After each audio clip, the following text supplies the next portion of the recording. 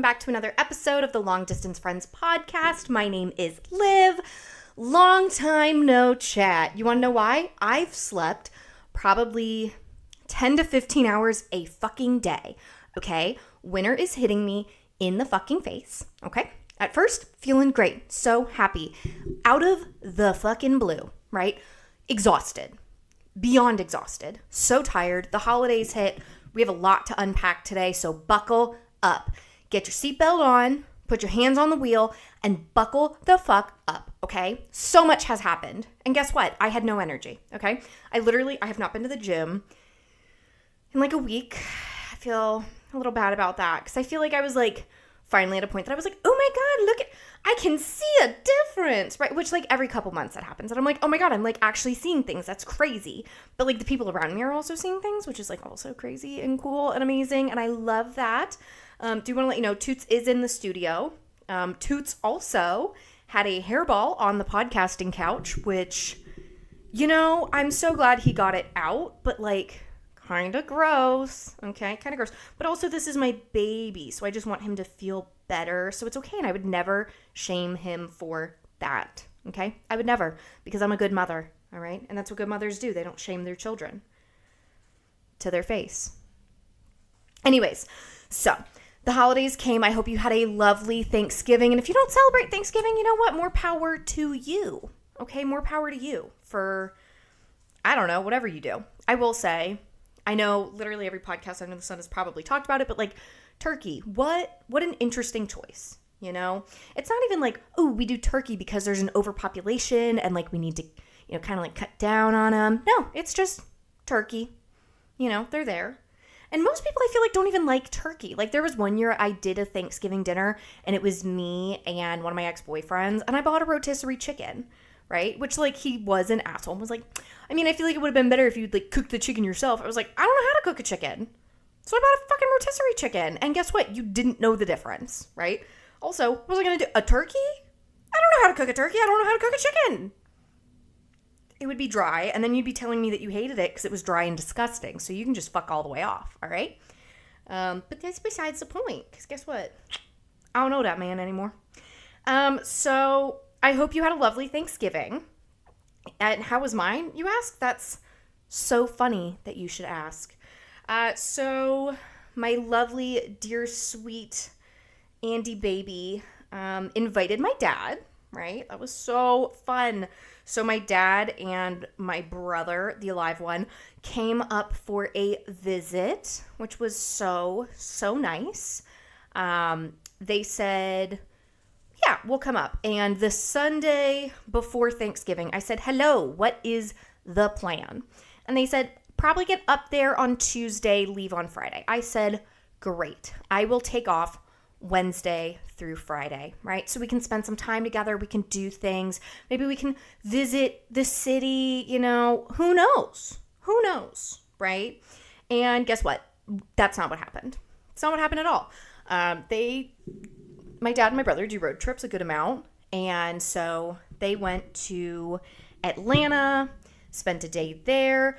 Also, they were bringing a dog up because my dad said, I think we've got to put the dog down.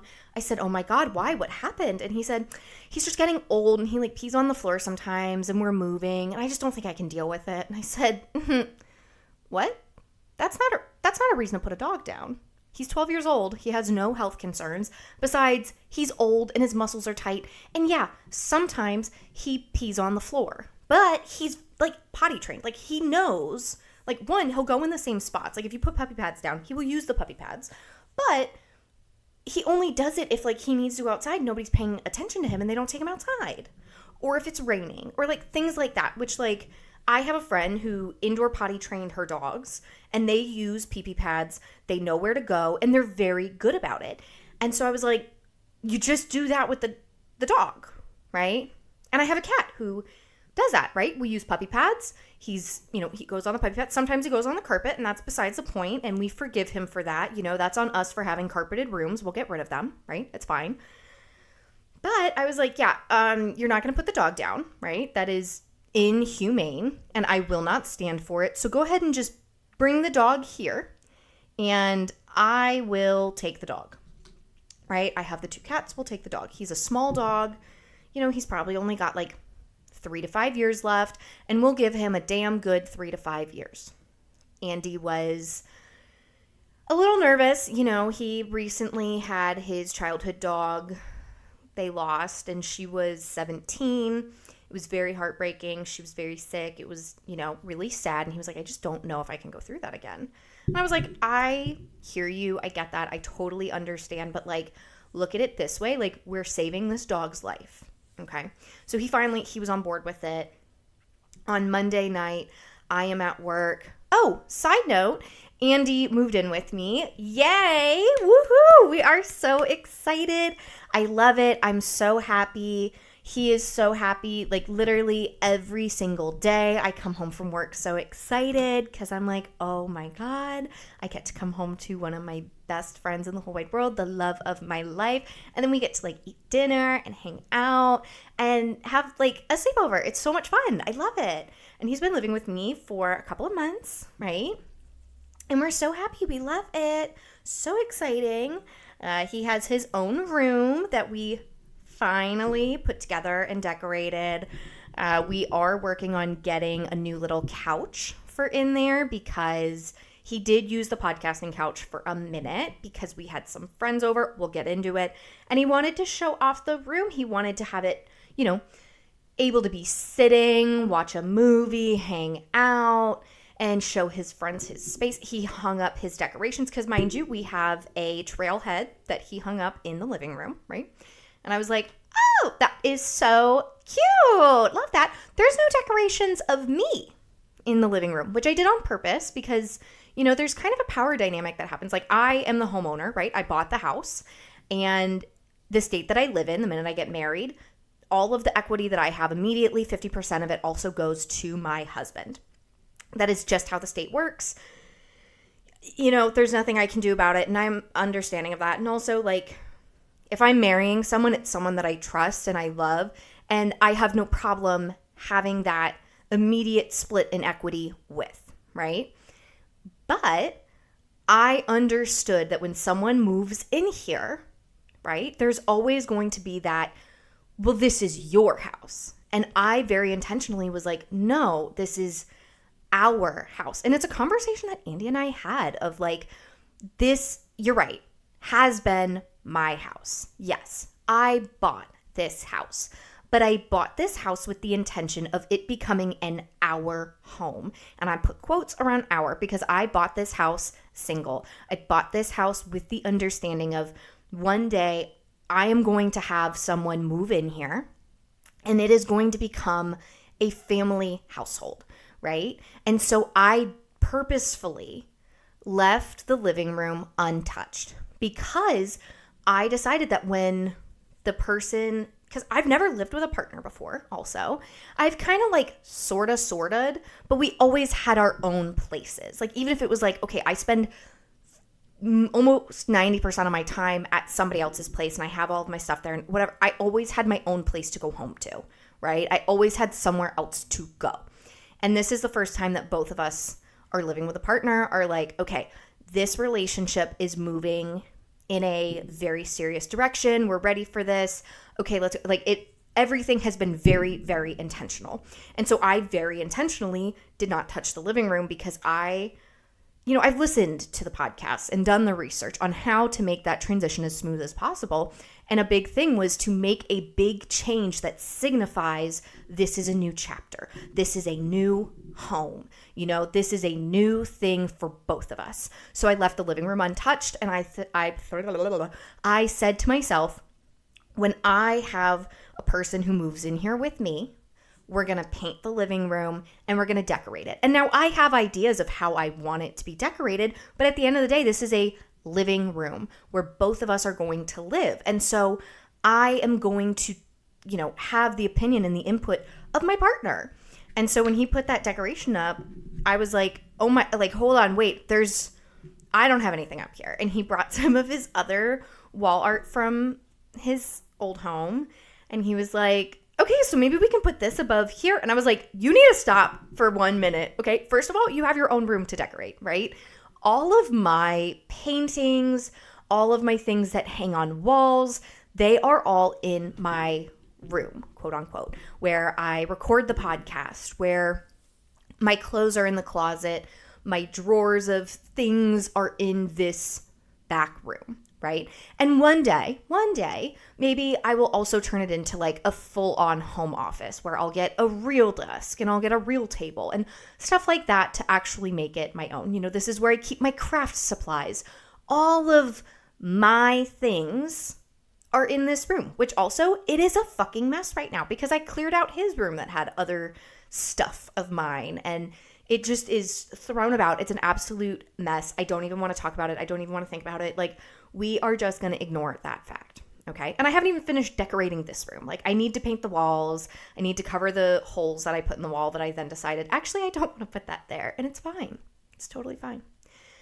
So he put up his decorations in his room. We went to Hobby Lobby a couple weeks ago and we got stockings for Christmas, which I do think I'm going to get myself a new one. I got like a little gingerbread man and it's not cunty enough. It really isn't. It's too masculine. It's too traditional. I need a little bit more sparkle and cuntiness and pink pop bubblegum bitch. Okay. I need to go to Kirkland Home is what I need to do. Okay. I just found out about Kirkland Home. Sign me up. Put me in. Okay.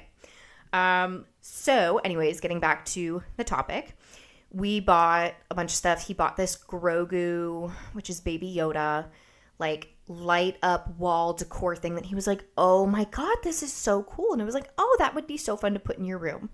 We came home. I walk into our shared bedroom, right? The primary bedroom, as they say. And it was hanging above the bed on his side of the bed. And I was like, oh, yeah, no. He was like, it's my side of the bed, though. I said, right, that looks tacky, right? Like, I used to have a nudie tootie above the bed, which I did take down because, again, family came into town. I was like, I can't have people staying here in, like, one of my, like, risque photos above the bed. Like, I don't need other people seeing that. Like, that is for me. And now he lives here, so he can see it. But I was like, oh, okay, well, maybe we need to change the photo here as well. Like, maybe we need to get a nice photo of the two of us and put that above the bed. Or we need to get something neutral and put that above the bed. So either way, that Grogu wall art is now in his bedroom. Yay, thank you. So exciting. Along with all of the other things that he wanted to hang in the living room that are not hanging in the living room. So his room is almost done. We're, trying to get a little bit more furniture, and he's just kind of working out the kinks of how he wants to organize it. And I'm like, love, okay, amazing. So the Monday before Thanksgiving, my dad and brother, they got to Atlanta on Sunday. I was like, oh, they'll probably spend a day there. I have an aunt in Atlanta that they're probably going to see, casual, all the things. And I get a text from my brother that he was like, yeah, we're on the road. Here's the dog in the car and all the things. And I was like, oh, where are you guys stopping tonight? And he said, your house? Like, what do you mean? I said, I was told that you guys would be here on Tuesday. I'm at work. There are things that I have not finished cleaning because I was like a crazy person. I was like, hello, my dad is a little bit judgmental in my experience of like, I grew up with drill sergeant who, checked for dust in the bedrooms and like we had to have pristine living spaces. So I was like, I have to go maniac. I deep cleaned all weekend long. It was great. Like, I have never seen my house so clean. Everything was bleached. We got a plumber in to fix the bathroom. We got everything done. We got critter control out to get rid of the raccoons that were living in the attic because yes, I had a family of raccoons in my fucking attic. It was insane. Okay, and they were the biggest fucking raccoons I've ever seen. But you know what? We love them. We love our critter friends. And it really broke my heart. Like, I'm going to be so honest. It kind of broke my heart because I was like, I had seen them. They tried to get into the trash, right? I had seen the footprints on top of the trash can a couple weeks ago. I caught them on the backyard camera and I was like, oh, raccoons. I love raccoons. And then I was hearing them at night, right? I was hearing them literally right above my bed, digging and moving shit. And I was like, Andrew, there is something in the attic and I think it's a raccoon. And he was like, I literally don't hear anything. I was like, I'm telling you, there's a goddamn raccoon in the attic. And I'm kind of okay with it, but like they're being loud when I'm trying to sleep and I'm not okay with that, okay? You mess with my sleep, I will fucking kill you, right? You know, classic. Just because I'm a silly, goofy lady, all right? You just don't mess with my sleep. You can do whatever you want in the trash, but you can't fuck up my sleep. He said, I'll go up there. I'll check it out. Guess what? I am impatient. So I called Critter Control and they came out and the guy literally, I was like, it's a raccoon. He was like, well, it might be squirrels. Squirrels are really active this time of year. And I said, no, I'm telling you it's a raccoon. Like, I know my rodents. And he was like, so do I. It's literally my profession. And I said, Marshall, listen to me. Raccoons.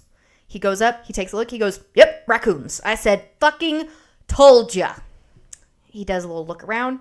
He goes, hey, so they are getting in through your garage. And I said, God damn it. That is like the third set of homeless. Well, technically, this was number 2 and 3. There was 2 of the raccoons, right?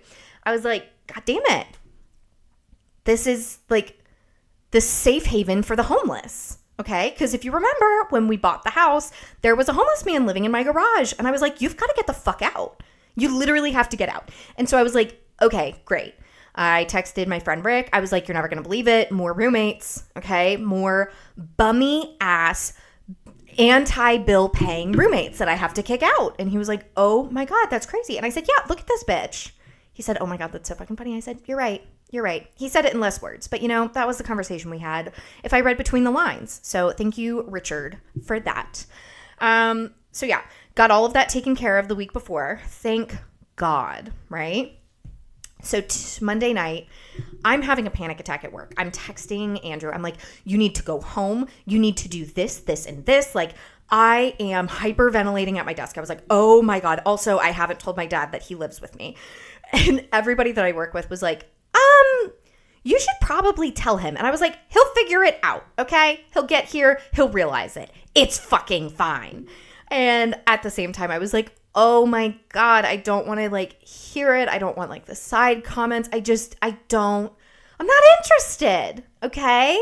I know this person. I've spent 25 years. Well, technically, I spent 18 years around them. But I was like, I know what to expect, you know? And so I was like, everything that I can think of that is a sore spot that could be called out, I am taking care of. And guess what? I did a damn good job because none of that shit was brought up. Okay. And guess what? He did sit there and he had a moment where he said, you know what?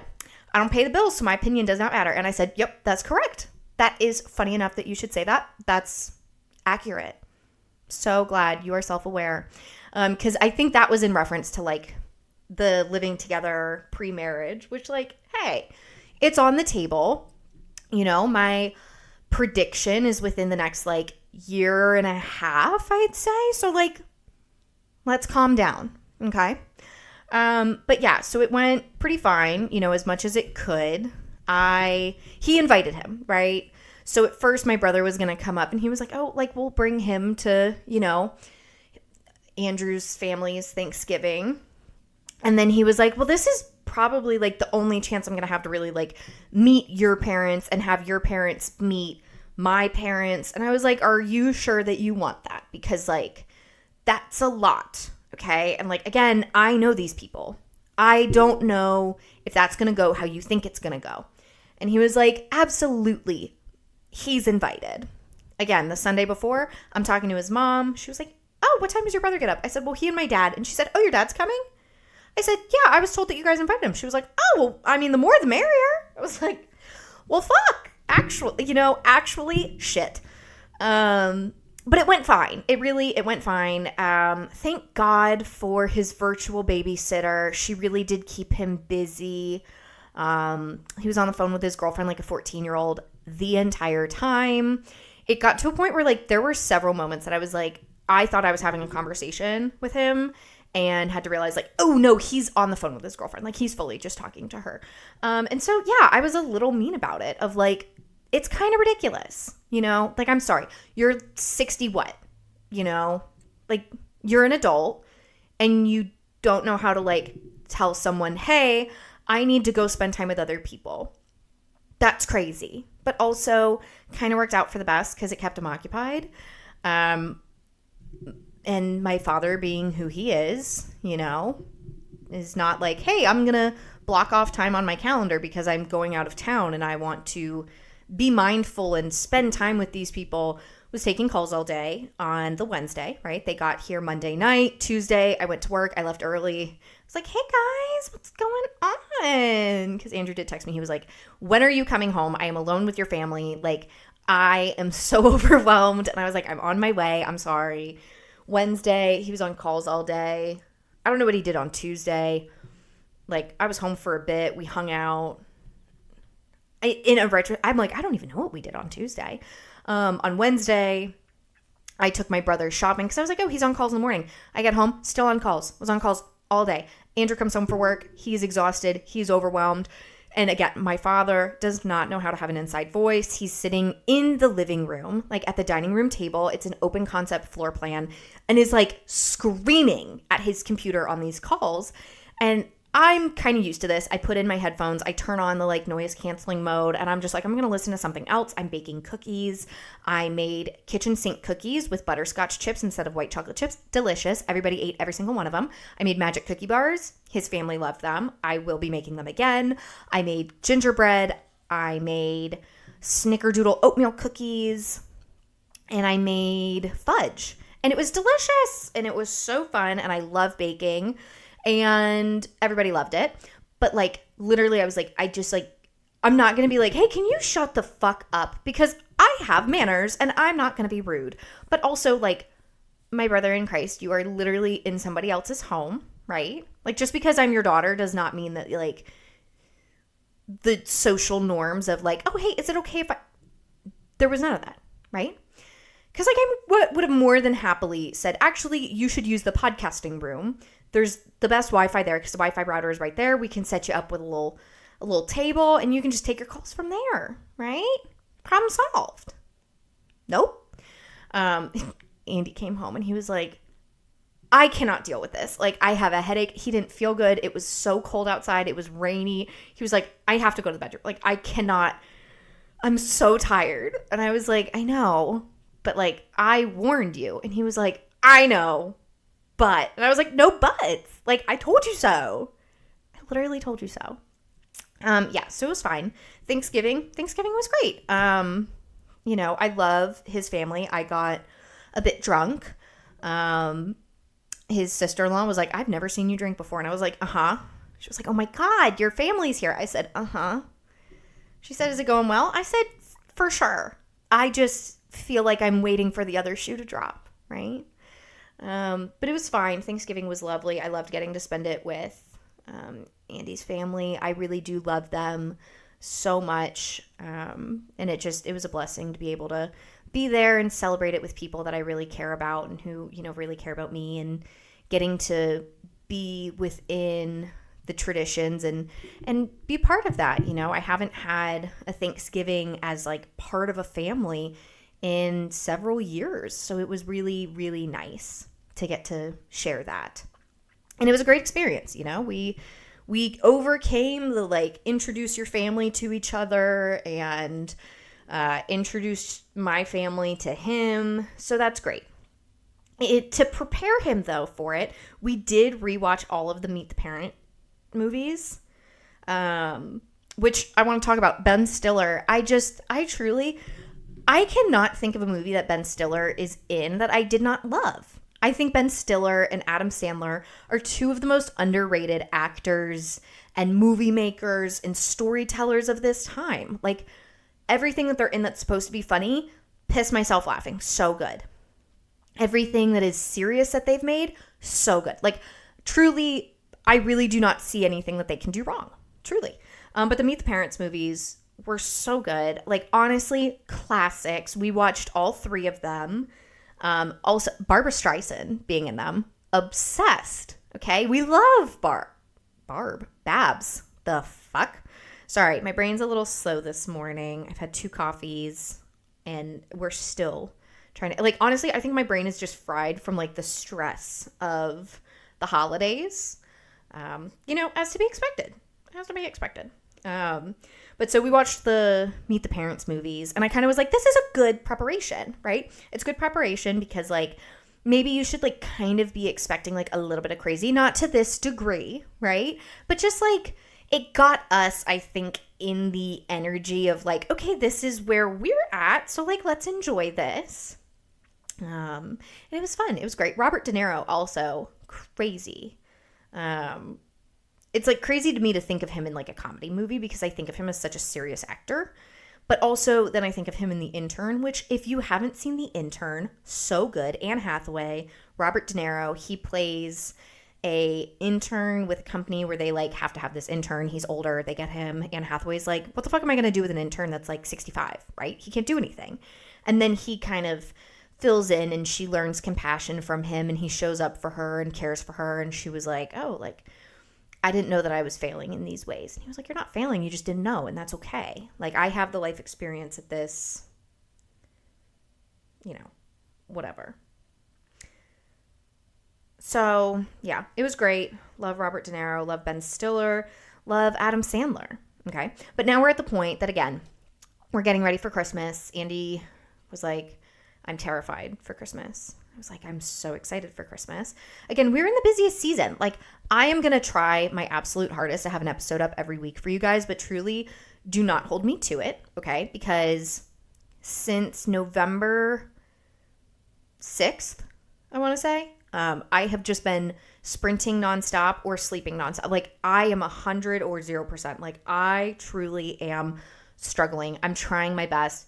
I'm lucky if I eat 3 meals a day right now. Like, the stress of just the holiday season on top of my job, on top of job hunting, on top of this, on top of, you know, hitting my workouts and taking care of myself as a person is just a lot, you know, because this is the first time that I'm managing all these different things. And I know next year going to be a breeze, going to be an absolute breeze because I will have already done some of these things before. Like, I've never had to manage somebody else's family and mine. And so it's a learning curve, right? But genuinely, that is the easy part. That is the easiest, most fun part of all of this for me. I think what the hard part is trying to, like, I feel like I have so much to do and not enough time in the day. And I'm such a good scheduler and I have everything scheduled out, but I don't have time scheduled in for the unpredictables. And that keeps throwing me off of, like, okay, wait, hold on. This just popped up and now I need to do this. And now my checklist is changing and, okay. And then on top of it also being like, I've been sick and I've been needing more rest and trying to, like, I did overschedule myself. You know, I've spread myself a little thin. So trying to just, like, stay alive during this time feels like a lot more work, which, you know, is unfortunate, but also is just kind of how it is. That's the cycle of life. But it's, you know, I'm grateful for it. I wouldn't change a thing. I had a great career coach meeting where she was absolutely lovely. She was like, hate everything about your resume. I said, thank you so much. She said, go ahead and use this. I said, thank you so much. She said, you should also probably be looking into roles that, you know, are more centered towards your communications background and your creative background because that's something that you have the most experience in and it sounds like you're the most confident in. And I was like, right, but, like, you know, I don't know what that looks like. You know, that is kind of unknown. And I kind of downplay the experience that I have of, like, you know, I edit this podcast every week. I've been doing audio editing and video editing for years, but I look at it and I'm like, but I'm not the best at it. And she was like, but you don't have to be the best. You have experience. You know how to do it. You get better every time that you do it. You are not out here saying, let me edit a movie. You're saying, let me be a corporate communications partner who's able to create strategic communications that are easy to understand and receivable by a mass group that works for an organization. Like, that's something that's within your wheelhouse. You just don't see it, right? Like, that's why you get a career coach. That's why you get a mentor, is because they're able to see you from the outside looking in and say, this is your strength. And I'm going, well, I mean, yeah, but, and she was like, no, but, like, if you believe it, you can do it, you know? And I look at that. Of everything I've ever believed I could do, I've done. Everything I've ever put my mind to, I've done. Every role that I've ever had, I was worried to take on because I thought, I'm not experienced enough. I don't have the, you know, necessary skills, whatever. But guess what? I learned them, right? You don't have the skills until you learn, right? You're chosen for the job because people look at you and they see the potential to do the job. They don't look at you and say, you've already done it, so you're going to keep doing it. Now, sometimes they do, but a lot of times, like, that is the world that we're living in of, do I see the potential in you to acquire the capability to be successful? And the answer is yes, for me. I don't know about you. That's a you problem. But so getting that confidence in myself, because again, I feel like I'm being kept busy at work, which then takes away from my time looking for other jobs.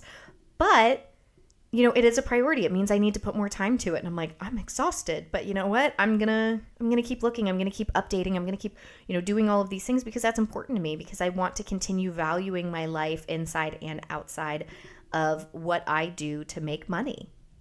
That's where my value lies. I think that's something that I've really matured into, is taking a look at people, because I'm surrounded by so many different types of professionals, right? And at least within my experience, the people that I have seen juggle a family life, right? A marriage, children, all of these things, and also being the, I don't know a word to use besides vicious, but just, I guess ambitious, is it? Career climber who's always giving 100% in the workplace, like that doesn't mesh well, at least from what I've seen. The people that go 150% in the workplace, I'm sitting here, watching them and have listened to them talk about the fact that like their home lives are struggling tremendously because they put the energy that they should be putting into their wives and husbands and children into their work, right? And they don't have a healthy balance. And so to me, I've learned I want the balance. I want to be able to come home every night and have dinner with my family and sit around the table and talk about our day and go to bed at the same time every night and not work a role that I am waking up in the middle of the night with panic over, because that's not the type of life I want to live. I don't want to end up divorced and alone because I have said, well, my job is more important. No, the people are important. I am important. The people I love are important. So getting to have that shift is really spectacular. But I also realize I feel this stress because I realize that it has now put me as not the most, competitive candidate within my job, and the people that I'm being compared to, the ones who are saying, hey, fuck my family, I'm going to spend all of my time here. I understand that they're being leveled as, more competitive and better candidates for new roles than me. And I'm not willing to, stay within an organization that pushes that over, genuine health and balance. And while it's not necessarily pushed amongst everyone, I think that finding balance is very hard in the culture that I'm currently in. And I think that's a big thing too, of realizing that like every company has its culture. Every location within a company has its subculture. And fortunately or unfortunately, I have been in subcultures that are, rip the throat out of the person next to you to climb higher. And I'm not okay with that. And it really works for some people, but I don't want that lifestyle for myself. And I watch other people in other organizations that don't have that culture and that are just so happy.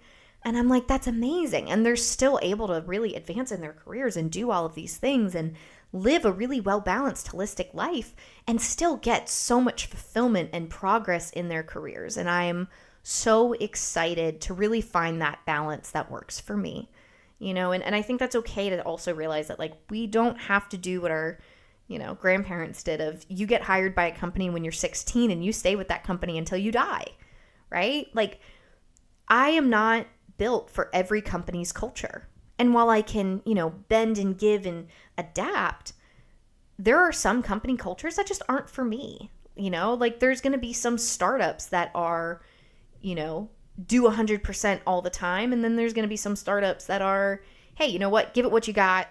But also we're going to focus on finding the balance. A lot of startups that I've looked into have a lot of that balance to them because they are focused on like, digital healthcare, stuff like that. And it's, a big aspect of like, if we aren't promoting balance, we're not promoting our product, right? Like we have a shitty product if it's not also seen as part of our culture.